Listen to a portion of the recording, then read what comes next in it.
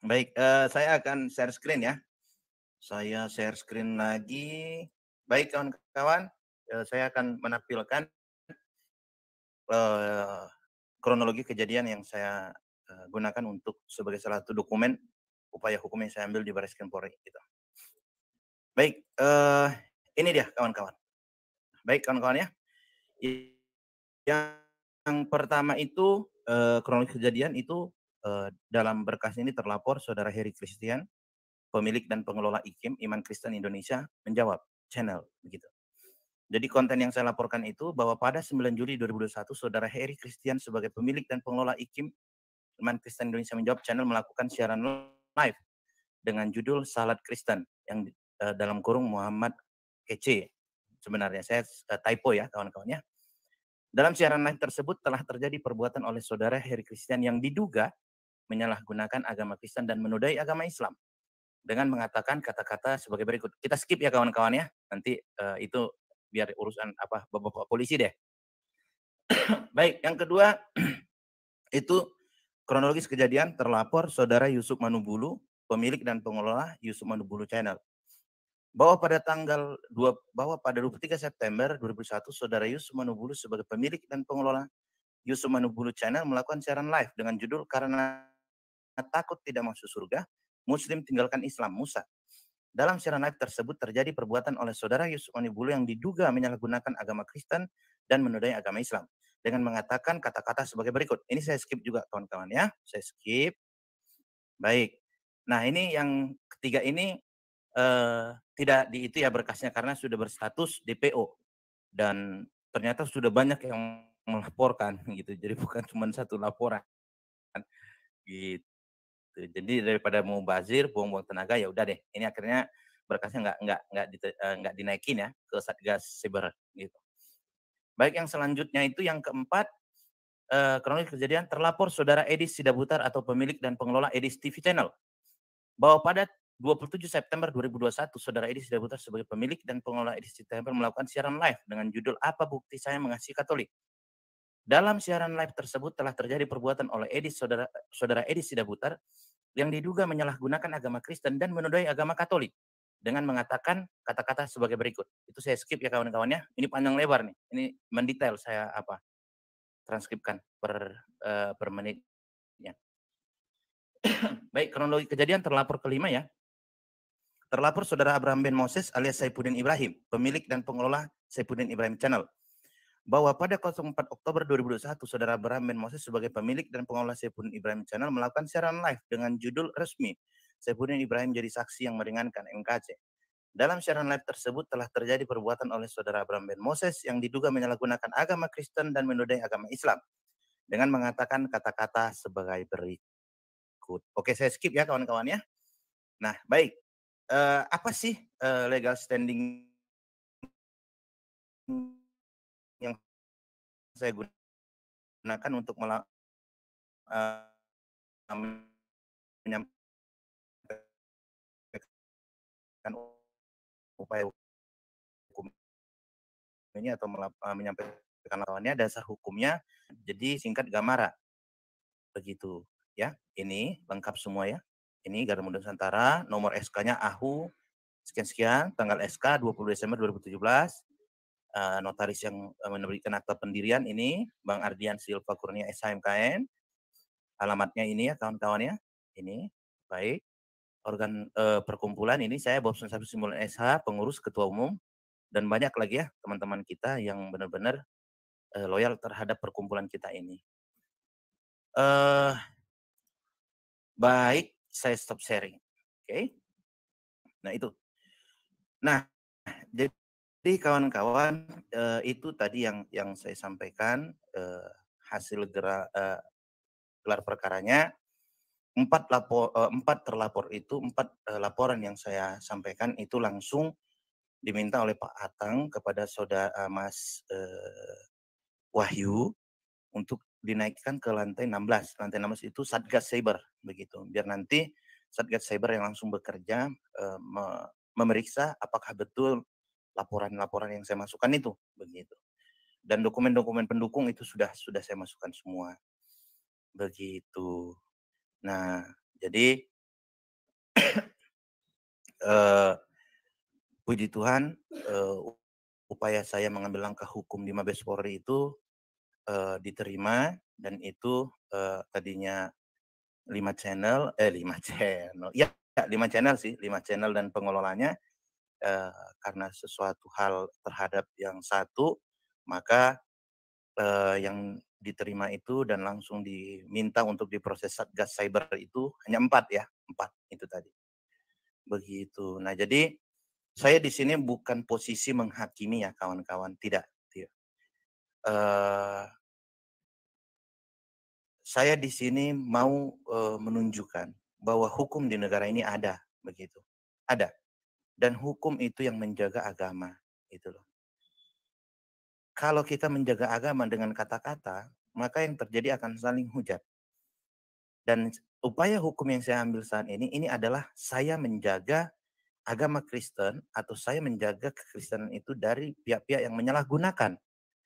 Begitu. Jadi di sini saya bukan menghakimi mereka memang salah, enggak, itu nanti biar urusan penegak hukum, begitu.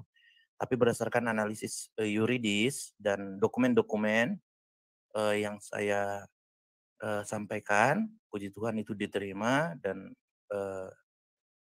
kemungkinan besar tadi langsung dinaikkan ke lantai 16 ya, ke Satgas Cyber, begitu. Nah, tadi juga ada arahan dari Pak Atang dan Mas Wahyu ya, eee, untuk kawan-kawan nanti apabila ada menemukan konten-konten atau channel-channel yang berbau hujatan terhadap agama atau SARA atau terhadap SARA ya, mungkin bisa langsung eee, melapor di patroli siber .id, itu patroli siber.id. Di situ ada menu melaporkan. Itu. Jadi biar kawan-kawan paham, eh, caranya nanti itu ada semua ya, ada laporan begitu. Nanti coba diutak-atik. Jadi di situ kita bisa melaporkan siapapun yang ada channel terindikasi ataupun ada pihak-pihak yang terindikasi melakukan hujatan atau ujaran kebencian terhadap SARA ya, begitu. Nah, baik, jadi clear ya kawan-kawan ya, saya sudah sampaikan. Nah, kawan-kawan, pemaparan dari Bob Syamsir Simbolon sudah selesai. Kawan-kawan, saya komentari dan kalian harus tahu posisi saya. Saya adalah orang yang dari dulu tidak suka lapor-melapor. Saya sangat benci tuh kawan. Ya. Kenapa saya sangat benci? Karena saya pun pelakunya. Itunya makanya saya tidak mau melapor. Tetapi beliau posisinya di sini, dia dari lembaga apa tadi saya itu kurang tahu ya. Dan dia melaporkan itu dengan asumsi dia bahwa orang Kristen ini harus ya ini dan itu katanya. Itu urusan dia, bukan urusan saya. Jangan nanti ada seolah-olah kalian katakan, oh Syurudi yang memerintah. Tidak kawan. Uang saya tidak cukup banyak untuk membiayai dia sudah seminggu di Jakarta. Tidak. Sedangkan rumah anak terang itu kawan, rencanaku besok kuumumkan akan di shutdown dulu, pekerjaan tidak ada sama sekali. Karena aku lagi kehabisan dana ya, hanya bisa sanggup memberi mereka gaji untuk besok hari kawan. Setelah itu ada dia kan per minggu ku kasih ya kawan. Jadi aku tidak sanggup, ya doakan kalian lah, mereka hanya istirahat Senin sama Selasa saja. Jadi tidak ada danaku untuk membiayai Bob Syamsir Simbolon ke Jakarta sampai seminggu. Gak ada uangku kawan. Dari mana dia dapat dana aku tidak tahu. Kan dia seorang pengacara. Pastilah banyak apanya katakanlah dia punya dana, kita tidak bisa menjengkali orang seperti itu ya kawan-kawannya. Nah, kawan-kawan, di sini yang mau saya sampaikan lagi kepada kalian, begini kawan. Bagaimana tanggapan sang debater terhadap kasus ini? Slow kawan. Aku ini orang ya, oke, aku bahas satu persatu dulu ya.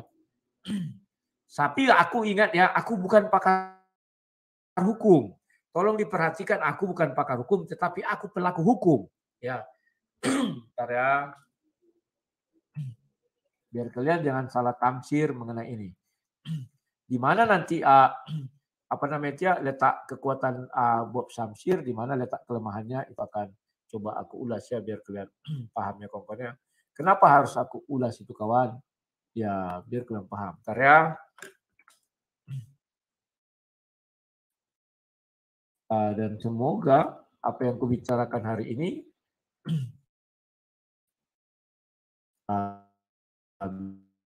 bisa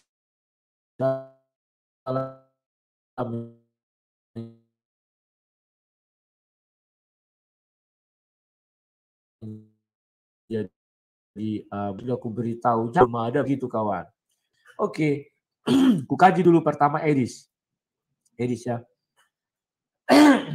Edis saya tinjau dari sini Undang-Undang Nomor 11 Tahun 2008. Ini tinjaunya. Yang dilaporkan si Bob Samsir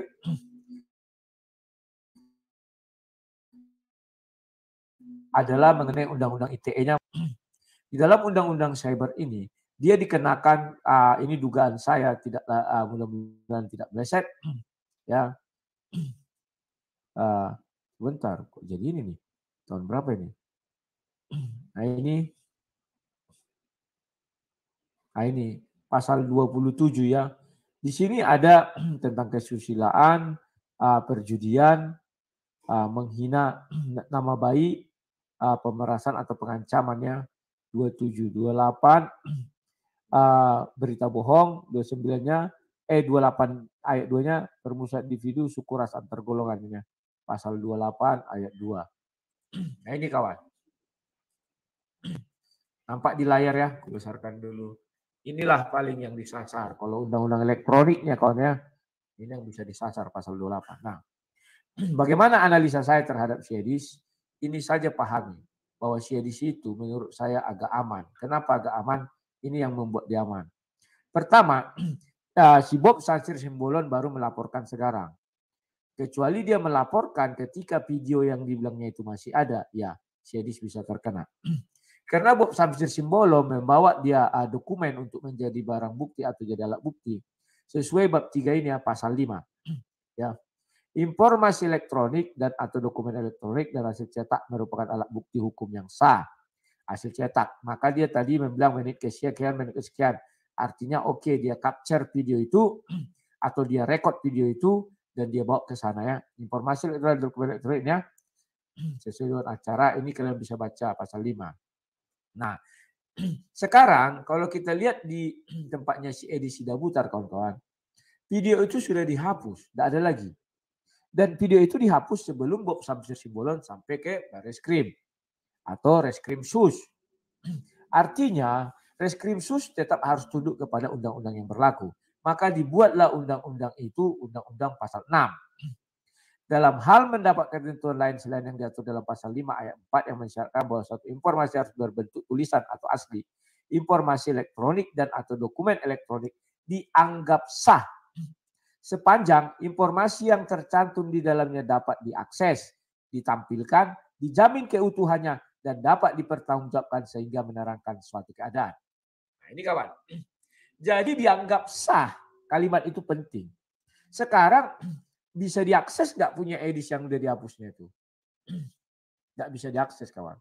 Artinya data yang dibawa si Bobson masih dalam singkat pemberkasan itu sudah gugur. Karena tidak bisa dibawa yang sah itu kawan. Dianggap sah kalau bisa diakses. Tetapi untuk Yusuf Manobulu apakah masih ada? Masih. Untuknya siapa namanya SI masih ada? Masih. Untuknya si Iki masih ada? Masih. Jadi mungkin mereka akan mengambil tindakan yang 3 ini akan dihapus. Tetapi terlambat. Kenapa? Sekarang dikasih tahu sama Bob Samsir judul-judul videonya. Mau mereka hapus tidak bisa lagi kawan. Karena di cyber sudah di lock itu, dikunci. Atau sudah di capture oleh polisi. Paham ya kawan-kawan maksud saya? Dan Bob Samsir melaporkan itu bukan dia posisinya sebagai pengacara. Tetapi dia melaporkan sebagai dia anggota Ormas. Sudah beda ya. Maka ketika dia melaporkan, dia bukanlah bagian dari penegak hukum. Penegak hukum ingat ada 4 ya. Hakim, jaksa, polisi, dan pengacara. Dia bukan penegak hukum, tetapi rakyat biasa seperti kita. Dia melaporkan itu karena dia seorang anggota orkestra pula. anggota dangdut mau aku bilang. Karena gitulah kawan. Kalau sudah malam ini, apa yang di kepala itu yang keluar ya. Mau aku bilang pula anggota dangdut. Anggota grup dangdut mau bilang. Maksudku anggota ormas ya kawan. Jadi, nah, dia bukanlah bagian dari penegak hukum itu. Maka dia bilang legal standing saya ini anak bangsa atau apa-apa itu ya. Nah, kemudian mengenai Edis. Oke. Pasal 6 mengatakan hal itu ya. Dia melaporkan maka dianggap sah. Kalau tidak sah artinya melawan hukum kawan. Itu tidak bisa dipaksakan. Ya. Ingatlah undang-undang itu kawan. Bisa kau paksakan tetapi kau jadi cacat, jadi celah.